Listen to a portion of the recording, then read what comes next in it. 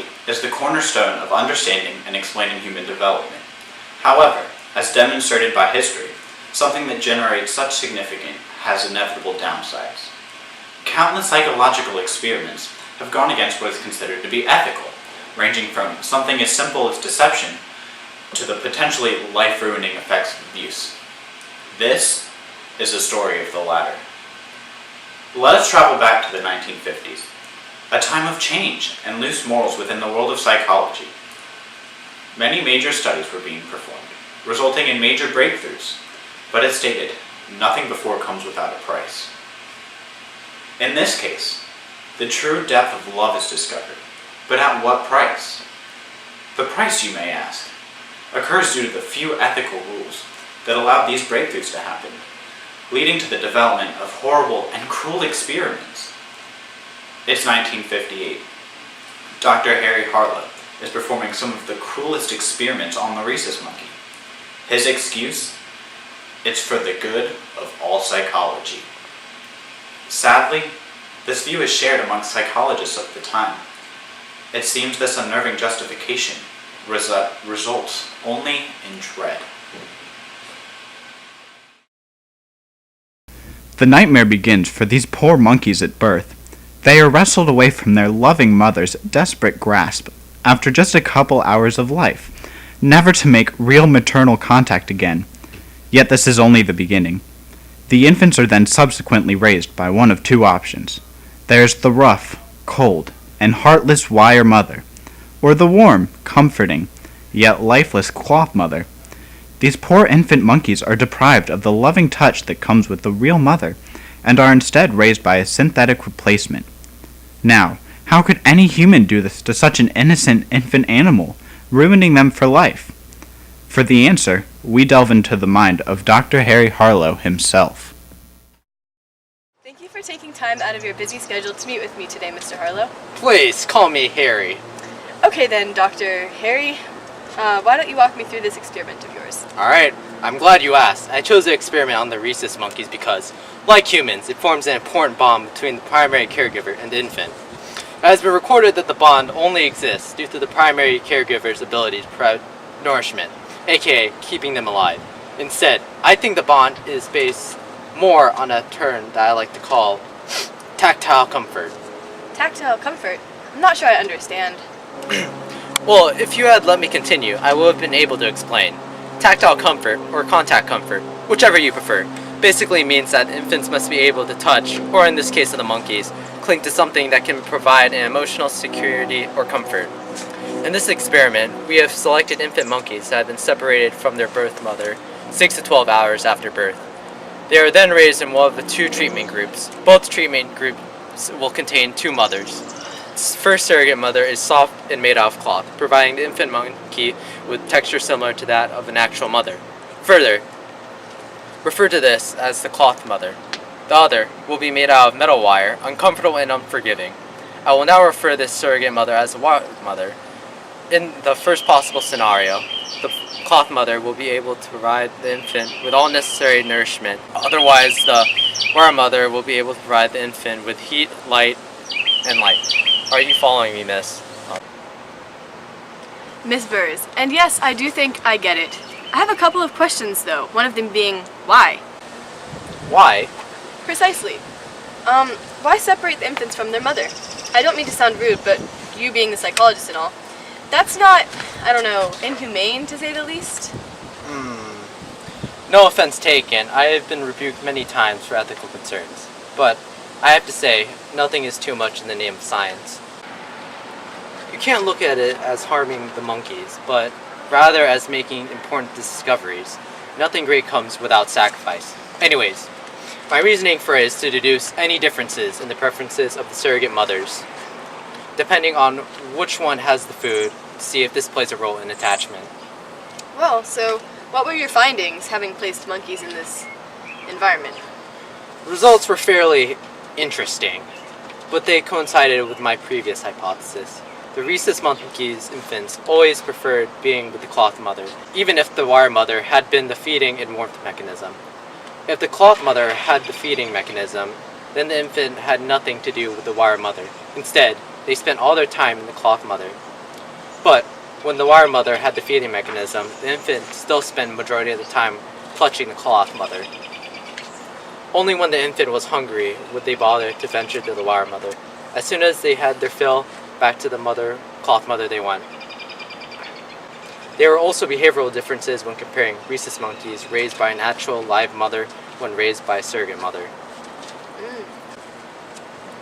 So I heard this experiment is not the most ethically friendly. Now what you've shared has been traumatic enough, but I feel like there's something you're not telling us.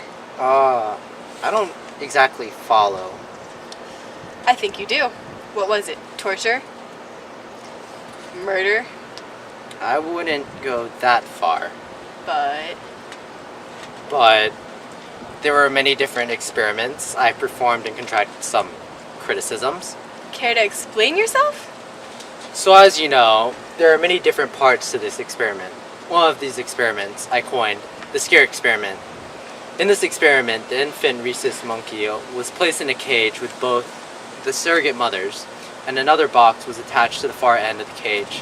When the divider was lifted, a monster appeared, whose purpose was to scare the monkey. By God! Why would you do such a thing to those poor animals? Science?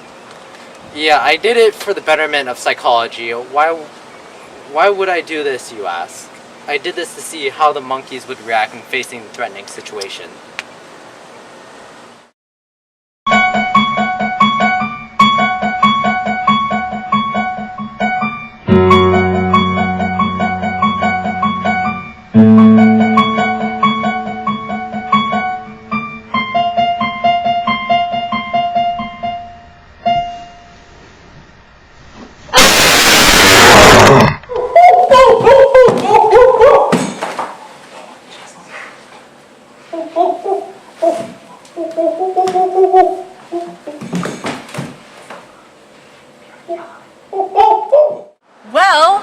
Well, every monkey faced with the horrific monster had the same response. They all ran to the cloth mother, despite the factor of being raised by the wire mother who provided the food. This proves that the theory of contact comfort, where touch is a greater importance in raising infants than the basic necessity of nourishment. Harlow, good or bad? One of the most innovative psychologists of his time, or one of the most horrific? The morals of Harlow himself are questioned when reviewing this monstrosity of a study. It makes you wonder, was it really worth it to ruin these animals' lives just for the sake of psychology? Is a theory on contact comfort that important? Could there have been a better way to make this discovery? As much as you would hate to hear this experiment has affected your own life. Contact comfort has affected the world's child-rearing process immensely. Because of Harlow's experiments, psychologists now realize that touch is vital to development. It teaches an infant to feel, to care, and most importantly, to love. How do you feel? Now knowing that your parents, the adults who raised you, base their ways off of torturing baby animals. I wonder how many people actually know this, and how would they react to such a thing? There are numerous questions to be asked, and even more explanations to delve into. What those are, though, that is up to you.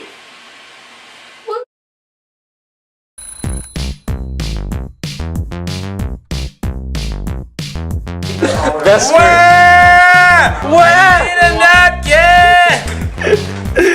What?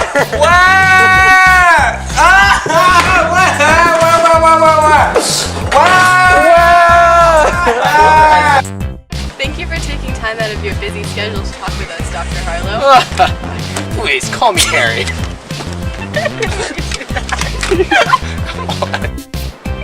Thank you for taking time out of your busy schedule to talk with us today, Dr. Harlow. Please, call me Henry. Start screaming. Jack, as soon as we touch you, you have to start screaming. This isn't gonna work.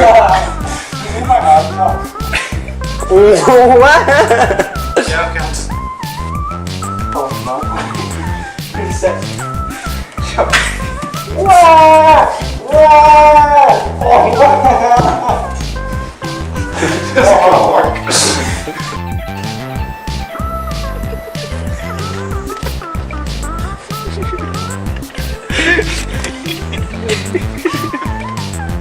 Please quit!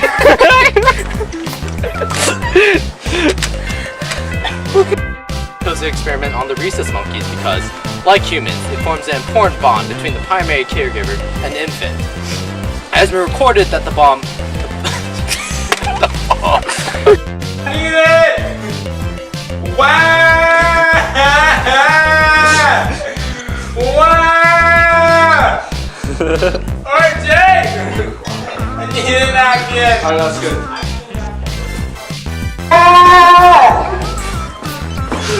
Kids.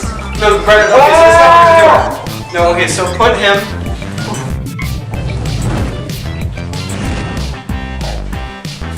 I don't think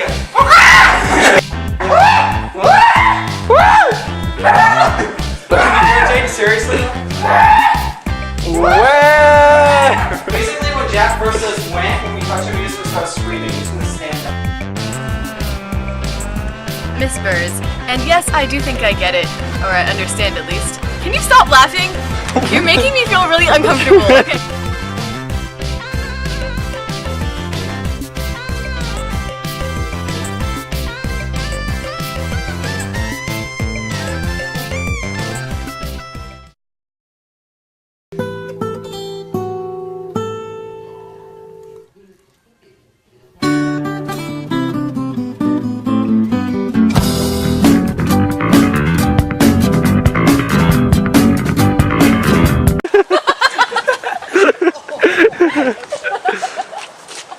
Ha ha ha.